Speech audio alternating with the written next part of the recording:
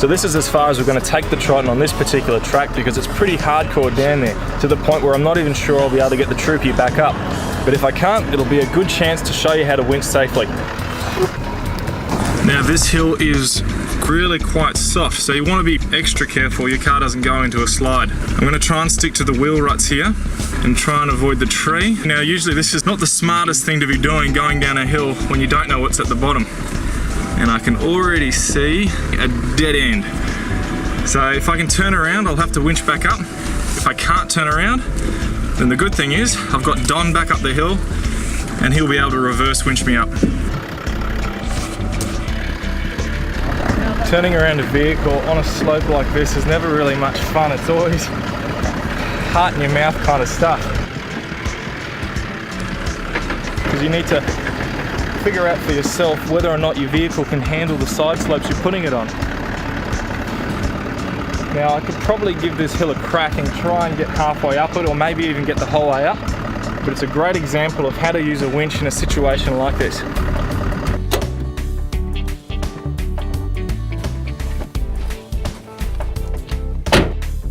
Winching really boils down to having a good, healthy respect with how deadly winching can really be if you don't do it right. So always have the right equipment and do it safely. So that means even the little things like using gloves. What I'm going to do now is put the winch in free spool and drag it up to a suitable tree. Once you've got to a tree that you think's suitable, make sure you give it a good look over. Check that there's no dead branches that are going to fall on your head and that the tree's not actually dead itself. Then what you need is a tree protector strap. When you put your tree protector strap around the tree, you obviously want to have it down nice and low to where the stable part of the tree is. Don't have it up high and pulling on a lever like that. Now the shackle you use is really important. Don't ever use a D-shackle or anything that's not rated, because if this lets go, it becomes like a flying piece of shrapnel and could potentially kill someone. You get your shackle, you slide him through the tree protector strap, you put the bolt in. Now there's no need to do the bolt up really, really tight, just finger tight's good enough. Get the cable, unlatch him, slide him through, and you're pretty much done for this part.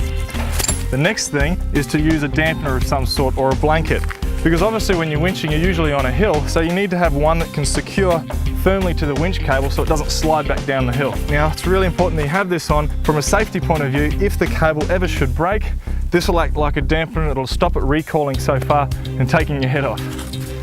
Now that I've finished abseiling my way back down the hill, I'm going to put the winch back into gear and I'll slowly take up the slack.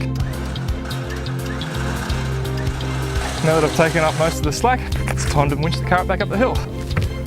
Winching puts a fair amount of strain on your car's batteries. In fact, it puts a heap of strain on them. So you need to make sure when you're winching that you've got the engine of your car running.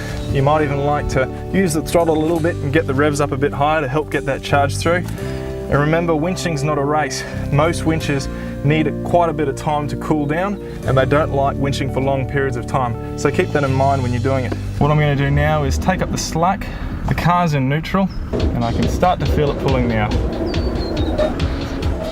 Once you get about halfway up the climb or close to the dampener here, it goes without saying you need to hop out of the car and move it slightly further up.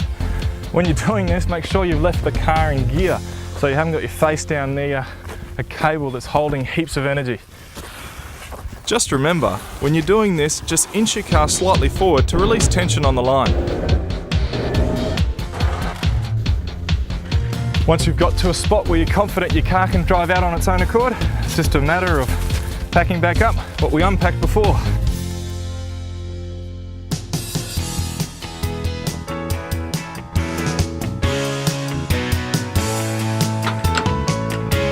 Now that the winch is back in, I can drive back up this hill and find out where Don's got to. And to check more TJM four-wheel driving tips, go to tjm.com.au.